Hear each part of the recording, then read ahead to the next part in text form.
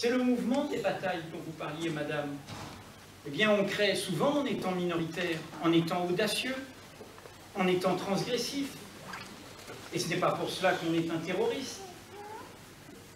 C'est dans cette dynamique-là qu'une nation s'invente et qu'une audace s'invente. Car derrière tout cela, il y a une vraie question. Nous avons des jeunes perdus. Nous avons des jeunes, et vous savez qu'un quart des djihadistes sont des jeunes convertis, donc il n'y a pas de fatalité de l'islam. Ce sont des Français, bretons, élevés dans d'autres familles, catholiques, chrétiennes ou athées, peu importe. Ces jeunes choisissent des chemins de perdition en rejoignant une idéologie totalitaire, celle de cet État qui se réclame indûment d'une des trois religions monothéistes. Mais ces jeunes, à leur âge, que se passe-t-il dans leur tête, dans leur premier mouvement? Ils cherchent un idéal. Et dans cette quête d'idéal, ils retrouvent ces idéologies totalitaires et ils se perdent et ils s'égarent. Qu'est-ce qu'une nation qui ne peut plus proposer d'idéal à sa jeunesse? Sinon la consommation, sinon la rivalité, sinon la compétition. Nous avons besoin, nous, notamment ceux qui aujourd'hui ne sont plus jeunes, de défendre le besoin d'idéal de cette jeunesse. Je parle, et vous l'avez dit, et je le dis dans beaucoup de conférences, et je l'ai dit dans tous mes livres, y compris Dire non et pour les musulmans, depuis le pays qui m'a fait ce que je suis. Je suis un Français, mais je suis un Français fait comme beaucoup de vous, des Outre-mer qui ont fait la France. Mon pays d'enfance, c'est la Martinique. Mon pays de jeunesse, comme l'a été pour l'enfance de Benjamin Stora et l'Algérie, pour moi, indépendante. Je ne suis arrivé ici en France que quand j'avais 18 ans. Qu'est-ce que j'ai acquis de ces pays? La leçon d'Édouard Glissant, qu'il n'y a d'identité que de relations, que les identités à racines uniques, clôturées, fermées, que cette idée qu'il y aurait des Français de souche, alors que nous sommes tous de branchage, et que la souche, c'est la mort, qu'elle oublie les radicelles, les rhizomes qui font sa vitalité, la vitalité de l'arbre qui se dresse vers le ciel, bien que cette idée est mortifère. J'ai appris de Frantz Fanon, qui est de la Martinique, puis de l'Algérie, qu'il faut faire ce chemin vers l'autre. Comme il disait, il ne faut pas essayer de fixer l'homme, car son destin est d'être lâché. Et il disait, je cherche le monde du toi. Cherchez, trouvez l'homme où qu'il se trouve, et notamment en moi. Mais surtout, pour terminer, j'ai appris d'Aimé Césaire, le grand poète martiniquais, qu'il faut que nous apprenions contre les assassins d'autres, à dire non à l'ombre. Et dire non, ce n'est pas un cri, c'est une façon de faire chemin pour inventer notre vie. C'est ce qui nous attend aujourd'hui, c'est ce que doivent faire des associations comme les vôtres. Il faut retrouver cette dynamique de la société face à une politique qui, quels que soient ses atours, n'est aujourd'hui pas au rendez-vous de nos espérances.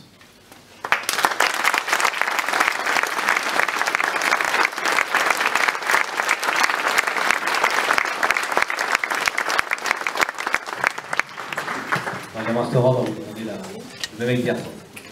C'est difficile de parvenir après plaidoirie de mon ami Edoui, magnifique, sur l'égalité, sur la question de la liberté, les exemples bien sûr qu'il a donnés sur le plan à la fois historique, politique et culturel. Je dirais simplement que la présence très nombreuse des habitants des bureaux ce soir, il faut pas faire plus fort là, c'est l'oreille. Donc la présence très nombreuse des habitants des bureaux ce soir nous enseigne moi sur une chose. C'est le décalage effectivement qui existe entre... Là, vous entendez mieux? Nous avons des jouets, bien entendu. C'est le décalage qui existe entre la volonté de citoyenneté, de connaissance, d'apprentissage, et puis, bien sûr, les discours politiques, et j'allais presque ajouter aussi les discours intellectuels dominants qui existent dans la société française aujourd'hui, qui sont des discours qui malheureusement soufflent dans un vent très mauvais. je l'écrivais dans Le Monde cet après-midi, sur le fait que la tendance dominante aujourd'hui dans les discours intellectuels, la mode en fait aujourd'hui, était plus à la critique de l'antiracisme qu'au combat contre le racisme. En d'autres termes, on explique aujourd'hui que ce qui est responsable de la montée du racisme en France, ce sont les organisations antiracistes, ce qui est extraordinaire quand même. C'est-à-dire d'en arriver aujourd'hui à nous expliquer que les combats contre le racisme sont responsables de la montée du Front National. J'avoue que quand on est arrivé à ce point idéologique d'inversion et de perversion, on est allé très très loin maintenant dans, disons, l'élaboration de discours intellectuels qui, non pas nous renforcent vers le vivre ensemble, mais nous disent au contraire plutôt les obstacles, la séparation, les guerres de mémoire, les conflits, les guerres au sens large. Donc je dirais qu'il y a un décalage effectivement entre les mouvements de société d'aujourd'hui qui essayent à tâtons de vouloir garder ces liens en fait du vivre ensemble, les conserver, essayer de discuter, de retrouver les vertus effectivement de la conversation collective, et puis des discours qui nous disent dans le fond, c'est trop tard, tout est fini, tout est perdu, la guerre est devant nous. Voilà. On a ce type de discours dominant aujourd'hui. Le discours qui nous prépare à la guerre, en fait. Ce sont les tambours de la guerre. C'est-à-dire, nous sommes dans une situation où c'est trop tard pour pouvoir essayer de trouver les passerelles du vivre ensemble, ou les liens qui nous permettront d'affronter les défis de l'avenir. C'est beaucoup trop tard maintenant. Il faut se préparer à d'autres échéances qui sont effectivement celles des affrontements. Comment, à partir de ces discours, ne pas comprendre aussi ceux qui, à leur manière, les comprennent, pour reprendre ce que disait Edoui, et qui disent aussi, nous allons nous aussi nous préparer à cet affrontement. C'est-à-dire que nous sommes entrés dans des logiques de séparation, au niveau, disons, de ce que représente, de ce qu'on a expliqué sur le vivre ensemble. Alors moi, je dirais que pour essayer de surmonter cette situation, qui est une situation très difficile aujourd'hui, parce que la situation n'est pas simple, c'est une situation difficile, la grande revendication du vivre ensemble, pour moi, c'est d'essayer au moins de faire en sorte de connaître l'histoire des autres. Donc la culture des autres, ou la religion des autres, bien entendu. C'est-à-dire de faire cet effort dans la société française, de au moins savoir d'où viennent ces gens qui ont des histoires différentes, des généalogies différentes. Cet effort-là, nous ne le faisons plus, ou très peu, ou très faiblement. Nous ne le faisons pratiquement pas au niveau des appareils scolaires éducatifs. Je le dis souvent, mais il y a en France aujourd'hui, dans l'université française, à peine 5 professeurs d'histoire du Maghreb contemporain. C'est tout.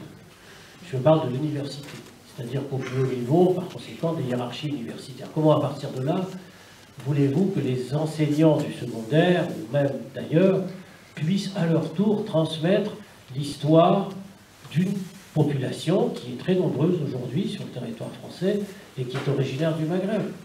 Parce que lorsqu'on parle de musulmans en France, en fait, la plupart, l'énorme majorité de ceux qu'on appelle entre guillemets musulmans, ce sont des gens qui viennent du Maghreb, c'est-à-dire de l'Algérie, du Maroc et de la Tunisie. Et ces gens, par conséquent, appartiennent à une histoire, ont forgé une histoire et essayent de la transmettre à leurs enfants. Alors à partir de là, nous sommes dans une crise du vivre ensemble parce qu'on se refuse à connaître l'histoire des autres, tout simplement. On ne sait pas que ces exilés, ces immigrés, ces étrangers pour aller vite, eh bien, ont une histoire eux-mêmes. Ils ne sont pas simplement des gens qui viennent vendre une force de travail pour repartir un jour. Ils appartiennent eux aussi, et ils emportent eux aussi des filiations, des généalogies, et qu'ils transmettent eux aussi à leurs enfants pour construire ce vivre ensemble. Or, nous ne sommes plus dans une situation, malheureusement, en France aujourd'hui, où on va faire l'effort, disons, d'avoir non seulement une connaissance de l'autre, mais de manifester une sorte d'empathie, de compassion par rapport à ce que vit l'autre. Et donc ça veut dire que nous sommes revenus, à mon avis, dans une situation où la nécessité du vivre ensemble, c'est tout simplement faire preuve d'humanité. Parce que l'humanité, c'est tout simplement savoir que les gens qui sont là, qui travaillent, eh bien, font partie tout simplement de ce qu'on appelle le genre humain, l'humanité. Et donc la revendication d'humanité aujourd'hui, qui est apparenté à de la naïveté, de la morale compassionnelle illusoire, naïve, enfantine, etc. Eh bien oui, il faut retrouver les chemins de l'humanité et de la compassion. C'est quelque chose qui peut paraître très général ou très abstrait, mais qui est absent des grands discours politiques et intellectuels aujourd'hui. C'est complètement absent. Le fait que des gens meurent en Méditerranée aujourd'hui, ce sont des hommes, des femmes et des enfants qui appartiennent au genre humain, tout simplement. Or, aujourd'hui, il y a combien eu de mobilisations citoyennes, de meetings à la mutualité, de manifestations de rue, de pétitions d'intellectuels, pour dire tout simplement, nous sommes en situation de solidarité et de protection avec ces gens qui meurent. Eh bien, il n'y a pas, à ma connaissance, de grandes mobilisations politiques, citoyennes, syndicales, etc., autour de ceux qui risquent tout simplement leur vie en quittant leur village, leur ville, leur quartier, etc. Là, retrouver les chemins tout simplement de la compassion, c'est des choses très simples, c'est retrouver les chemins de l'humanité et donc de la politique. Parce que la politique, l'idéal politique, c'est quoi? Ben, c'est l'humanité. C'est améliorer, disons, la vie du genre humain. Le vivre ensemble, c'est quoi? C'est de faire en sorte que non seulement on puisse avoir des liens ensemble, de vivre ensemble, mais c'est d'avoir des projets ensemble, de définir une cité ensemble, et qui nous permettent effectivement de la construire ensemble. Et s'il n'y a pas cette volonté de construire des projets ensemble parce que nous appartenons tous à la même humanité, alors comment dans ces conditions vouloir faire développer ce qu'on appelle le vivre ensemble? Voilà, je ne développe pas plus, je pense que le mieux c'est quand même qu'on discute avec la salle et tous les habitants très nombreux des bureaux qui sont là ce soir. Je vous remercie.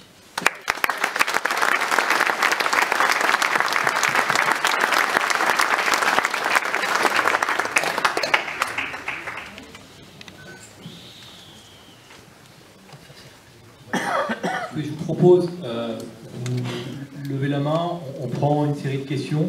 Nos invités vont tâcher d'y répondre. Il y a déjà... Merci Joël.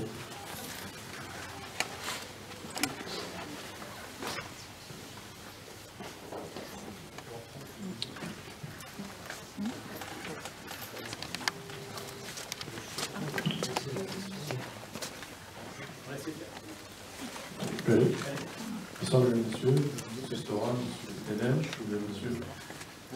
Dans la mesure où dans l'histoire de France, on ne sait jamais de quoi hier sera fait, est-ce que le vivre ensemble, le vrai vivre ensemble, c'est pas tout simplement de celui qui naît en France, il n'a pas à se poser de questions de savoir d'où il vient. Moi, je suis né à Conflans, mes parents sont marocains, je ne connais pas ce pays, j'aurais la prétention de dire que je connais, je ne connais absolument pas, parce que c'est pas tout simplement de dire, voilà, je suis né en France, je suis très solidaire des pays du Maghreb, ils se sont battus pour ce pays, ils ont fait de moi le français que je suis maintenant.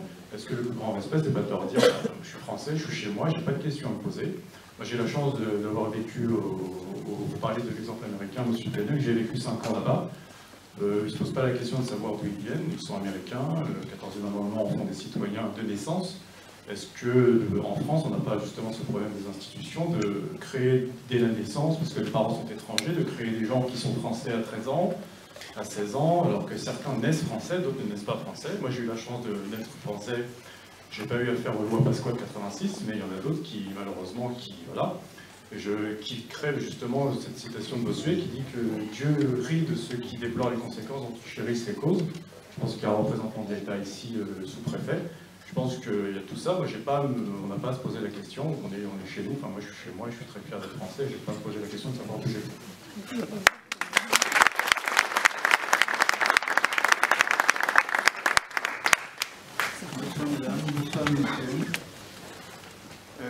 Voilà.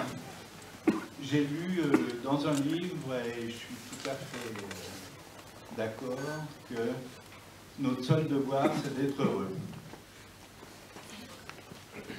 Par ailleurs, j'ai lu également une phrase de Nelson Mandela, qui est « La meilleure arme contre la guerre, c'est l'éducation ». Et ça, je suis tout à fait d'accord avec lui. Alors, pour ma part, justement, pour moi, c'est très important, l'éducation. Et je pense que l'éducation nationale a un rôle à jouer dans l'éducation des enfants. l'éducation nationale, l'éducation, ce n'est pas seulement l'instruction, c'est aussi l'éducation. Et pour moi, l'éducation, c'est aussi apprendre aux enfants à bien communiquer, leur apprendre à savoir s'aimer eux-mêmes. Et voilà, ça c'est une chose. Alors par ailleurs, j'ai aussi une chose à dire concernant ce dont vous avez parlé d'antifascisme. Je sais que moi, j'aime bien les gens qui se définissent non pas comme anti, mais qui se définissent en disant ce pourquoi ils sont. Et c'est vrai que anti, ça me gêne. J'aime mieux, oui, j'aime mieux que... Est-ce que je peux vous inviter à poser votre question, monsieur? Oui. Alors c'est... bon, je ne savais pas que j'avais vraiment une question. Si, bon alors, j'aurais une question à poser.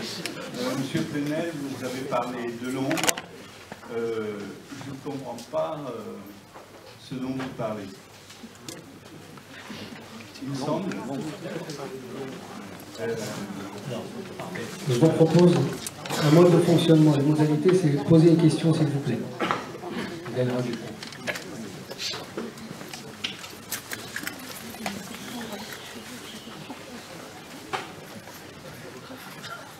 Bonsoir, je vous remercie, je salue votre venue ici.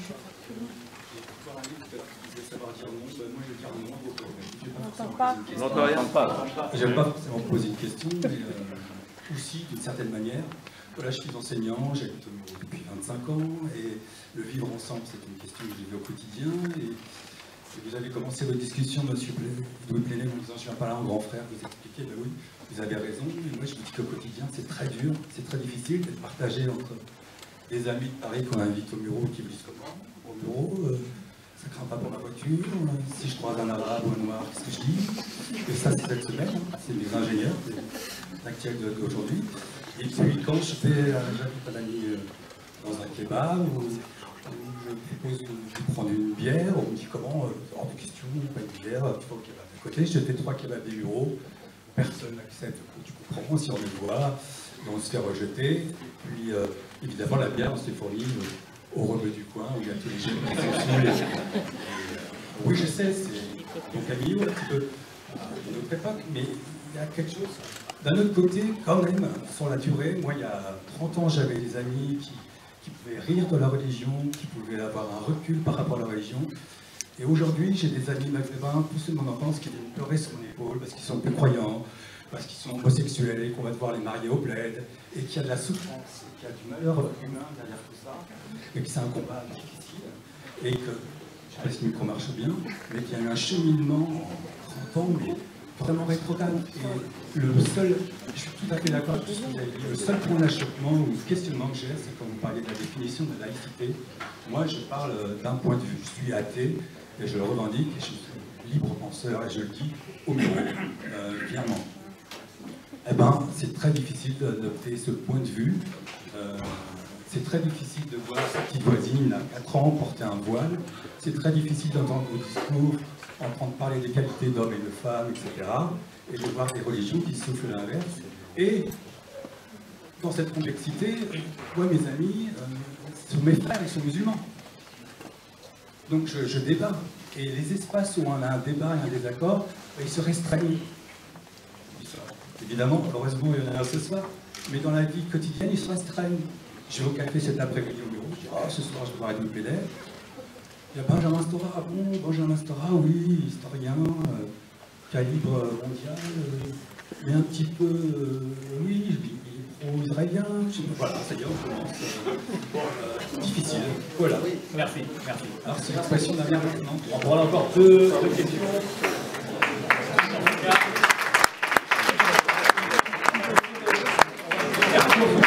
Parce qu'on a une deuxième partie de... Allez-y. Très vite, monsieur. Vous parlez de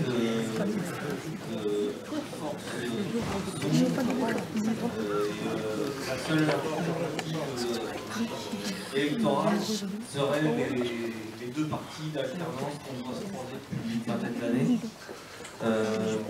Est-ce qu'il n'est pas temps de passer à des moyens plus actifs, voire révolutionnaires? Et les lois liberticides dont vous parlez sont là pour empêcher ces mouvements qui veulent passer à d'autres méthodes que la méthode d'alternance par les urnes. Et les lois sont uniquement là pour contraindre les hommes, ils ne les font plus avancer.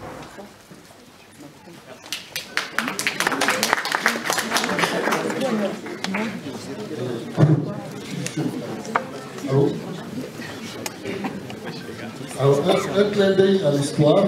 Ce soir, c'est le 27 avril. Le 27 avril 1848, la Deuxième République abolissait l'esclavage.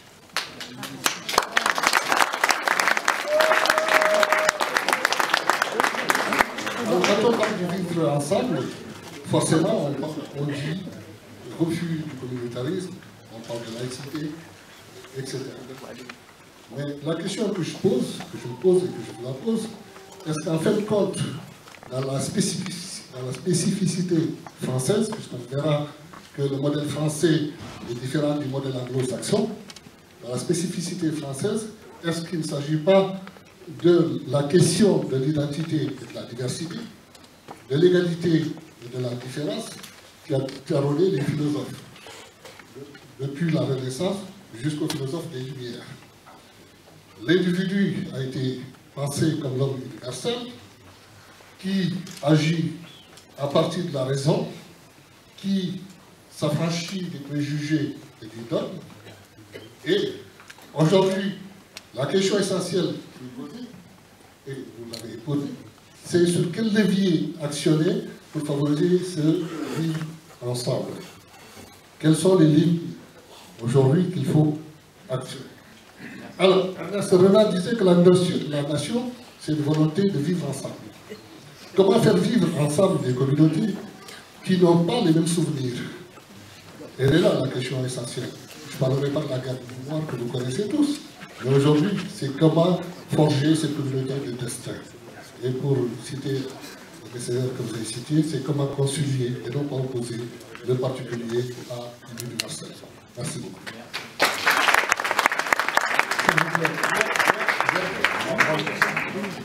Monsieur Pénal a raison, il faut prendre des cartes. J'insiste sur les modalités. Poser une question pour que tout le monde puisse trouver le temps pour qu'il puisse participer au débat. Bonsoir, je voulais juste revenir sur les notions notamment d'égalité, de fraternité, pour rebondir sur les propos du jeune homme, sur se reconnaître comme français. On se reconnaît également à travers le regard de l'autre, et la question que je pose, c'est comment se reconnaître français quand on est vu comme des Français à part?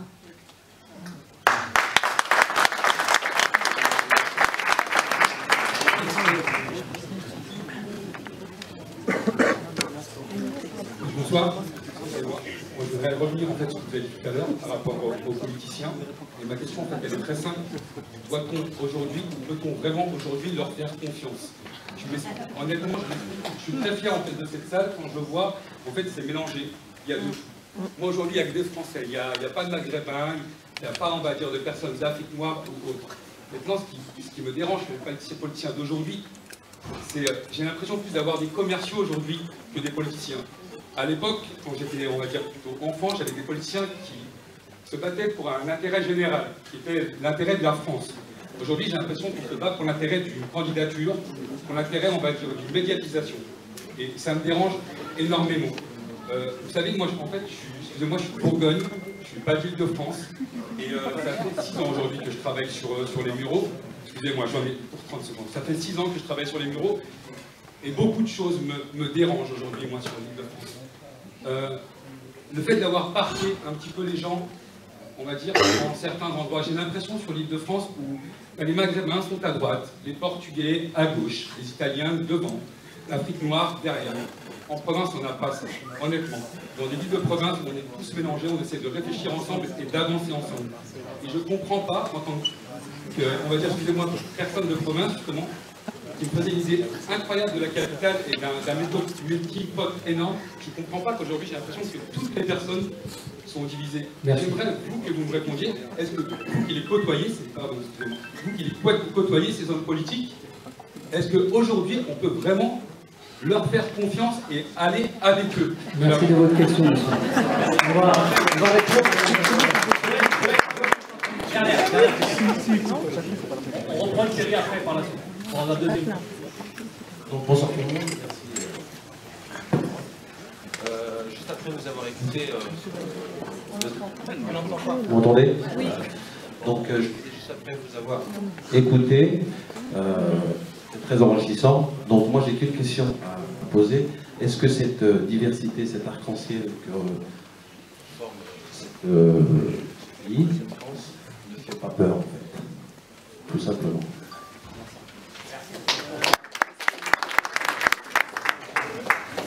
On va peut-être laisser nos invités répondre. Je vais peut-être résumer. Alors, vous pouvez répondre sur l'ensemble des questions. Il y a des questions sur la question de devenir français. Pourquoi on devient français à un moment donné et pourquoi on ne devient pas français. Donc, une comparative. La question de l'éducation nationale, de la laïcité. Une question révolutionnaire, anarchiste. Mais je pense que M. Penel, il répondra. Voilà, donc je vous laisse M. Penel et M. Stora, donc entre 7 et 8 minutes pour après on reprendra une autre série. Allez-y.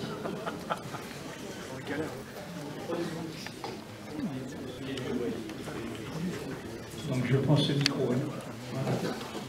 Ça va être compliqué parce que je sens en fait qu'il y a, et c'est une très belle chose, il y a plutôt l'envie en fait, et je crois que nous on assiste plutôt à ce débat et que ce débat ait lieu entre vous et qu'il s'approfondisse, y compris de différentes manières, parce que je pense qu'il faut prendre le temps de l'écoute, il faut prendre le temps des discussions, y compris sur les points qui fâchent, il faut arriver à s'entendre.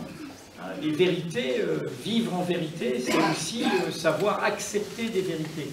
Et savoir, moi qui suis journaliste, donc apporteur de mauvaises nouvelles, il faut parfois accepter des vérités qui nous dérangent, qui nous bousculent, qui nous déplacent. Donc ça ne peut se faire que dans les chambres. Donc on a beau être sur une estrade, on n'est pas au-dessus de vous. Et moi j'ai autant envie de vous écouter. Alors jouons le jeu quand même. L'ombre, pour être très simple, c'est ceux qui, depuis 30 ans, et Benjamin Stora l'a dit, aussi bien dans une partie du discours intellectuel, du discours médiatique et évidemment du paysage politique, l'extrême droite, une droite extrémisée ou une gauche droitisée, comment, depuis 30 ans, un imaginaire l'a emporté sur l'imaginaire que j'essayais de rappeler, d'un imaginaire conquérant d'une république démocratique et sociale. Pour résumer, depuis 30 ans, ce qui a pris le dessus, c'est un imaginaire inégalitaire, c'est un imaginaire identitaire et c'est un imaginaire autoritaire. Et quand je cite ces trois mots, vous voyez bien ce que nous devons leur opposer. À l'inégalitaire, la dynamique de l'égalité des droits et des possibles.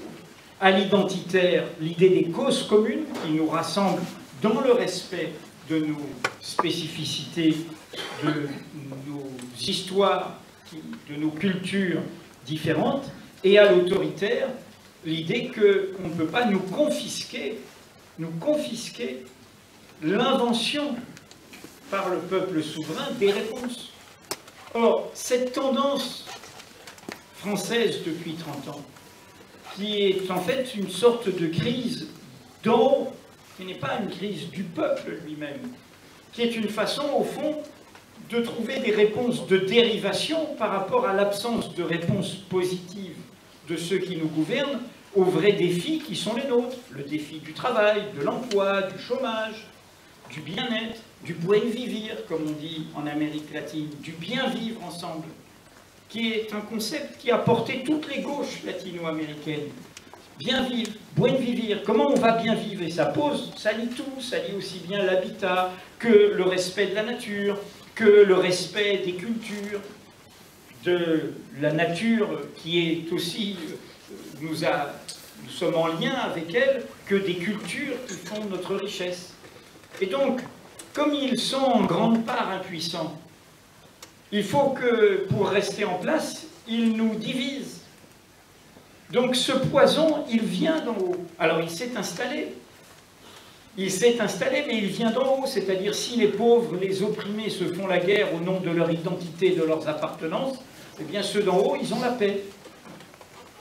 Alors, le pire, c'est qu'ils rencontrent une époque.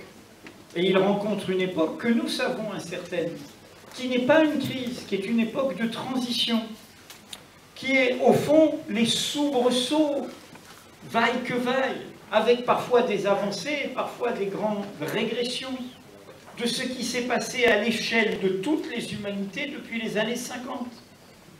Jusqu'aux années 50, nous, entre guillemets, l'Occident, c'est-à-dire l'Europe et sa projection américaine, depuis 5 siècles, faisait la loi du monde, pour le meilleur et pour le pire, car j'en suis aussi un produit pour le meilleur, j'espère.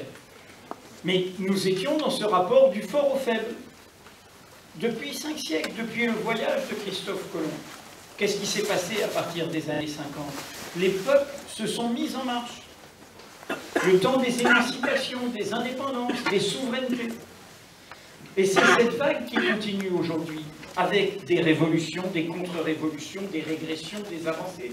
Mais avons-nous des leçons à donner, nous, qui, quand nous avons fait la Révolution française, ça a été suivi par le pire dictateur de l'époque qui fut Napoléon, qui a brimé toutes nos libertés et opprimé l'Europe, par la restauration de l'Ancien Régime, et par un siècle avant que la République soit chez elle. Un siècle de bataille et de sacrifice du peuple travailleur. Et donc, nous sommes face à ce décentrement du monde. Et donc, nous devons inventer d'autres réponses. Et nos politiques nous proposent une réponse de crispation. Une Europe clôture, une Europe fermeture. Comment Lampedusa ne pourrait pas être le Ellis Island de l'Europe? Comment on ne pourrait pas accueillir 200 000, c'est l'équivalent l'année dernière, dans un continent qui a 500 millions d'habitants? Comment nous ne serions pas comptables de ce qui se passe en Libye alors que nous avons fait la guerre en renversant un régime, fut-il dictatorial, qui néanmoins était une forme de stabilité, notamment pour les populations étrangères qui travaillaient en Libye, pays riche par la manne pétrolière? Comment nous ne serions pas comptables des désordres du monde? Comment nous devrions nous bâtir dans l'indifférence? Ne pas être au rendez-vous de ce que nous proclamons dans la Déclaration des droits de l'homme ou dans la Convention européenne des droits de l'homme? Comment nous disons qu'il y a un régime sanguinaire et un État islamique totalitaire en Syrie et nous n'accueillons que 3000 réfugiés syriens quand nous avons été capables d'accueillir en 1979 140 000 boat people vietnamiens, indo-chinois? Comment? Et donc c'est cela qu'il faut que nous disions à des gouvernants qui sont oublieux d'eux-mêmes, qui ne sont pas au rendez-vous de l'histoire. Oui, il y a des défis historiques immenses. Et si nous n'y répondons pas nous-mêmes, on va nous proposer l'ombre, c'est-à-dire cette guerre de tous contre tous. Alors, de ce point de vue, pour moi, j'entends l'idée, inventons d'autres réponses. Moi, il faut faire le chemin, mais je pense que les réponses sont d'abord des réponses pacifiques. Pourquoi je pense qu'elles sont des réponses pacifiques? Parce qu'il faut rassembler. Parce qu'il n'y a pas de minorités qui vont l'emporter sur d'autres. Qu'il n'y a pas d'avant-garde qui ont raison à la place du peuple. Pas plus qu'il n'y a d'élites ou d'experts qui ont raison à la place du peuple. Il faut inventer collectivement. Et il faut rassembler le plus grand nombre. Et c'est ce qui m'amène à vous répondre. Je sais toutes ces tensions-là. Mais n'oublions pas ce qui a produit ces tensions. Quand au bout d'un moment, on dit « vous n'êtes pas tout à fait citoyen », quand des jeunes font une marche pour l'égalité et contre le racisme et qu'on l'ethnicise dans le discours médiatique en l'appelant la marche des beurs, ou qu'on la folklorise en la remplaçant par SOS Racisme, alibi du pouvoir politique à l'époque, au lieu de répondre aux questions sociales, quand des ouvriers de Renault syndiqués à la CGT, et c'était dans les années 80, disent « eh bien on fait les 3-8, on a notre croyance, et on veut pouvoir faire notre prière et pas la faire dans la graisse de la chaîne de montage. » Et qu'on dénonce cette grève comme une grève islamiste. On islamise la question sociale. Et du coup, à force de faire cela, que se passe-t-il? dans une partie de cette population et cette jeunesse notamment. Vous m'assignez à une identité, à une croyance, à une culture, eh bien je vais l'arborer fièrement, je vais la revendiquer fièrement. C'est la stratégie de fierté de celui qui est opprimé. Alors bien sûr, cela peut rencontrer des idéologies sectaires, cela peut rencontrer des pratiques sectaires, mais ce mécanisme-là, il faut nous-mêmes l'entendre. Si j'ai fait pour les musulmans, ce n'est pas un livre sur les musulmans et sur l'islam, c'est une main tendue de ce point de vue. De comprendre que quand on est opprimé, on vient avec ce qu'on est. Et dans ce qu'on est, il y a parfois cette toute petite partie d'espoir que vous confère, et c'est un art religieux qui vous parle, que vous confère ce fait d'avoir une croyance. C'était ça l'opium du peuple dans la formulation de Marx. Ce n'était pas dénégation, mépris des religions. C'était, disait-il, le souffle, le soupir de la créature sans espoir. Car quand il n'y a rien, quand vous ne pouvez pas avancer, eh bien vous avez au moins ça. Et donc, on peut combattre en tant qu'ayant des convictions athées, des idéologies religieuses. Mais ceux qui croient, nous devons les respecter. Nous devons combattre une idéologie religieuse qui voudrait s'imposer à nous, quelle qu'elle soit. Mais nous respectons toutes les croyances. Et nous respectons l'affichage de leurs croyances.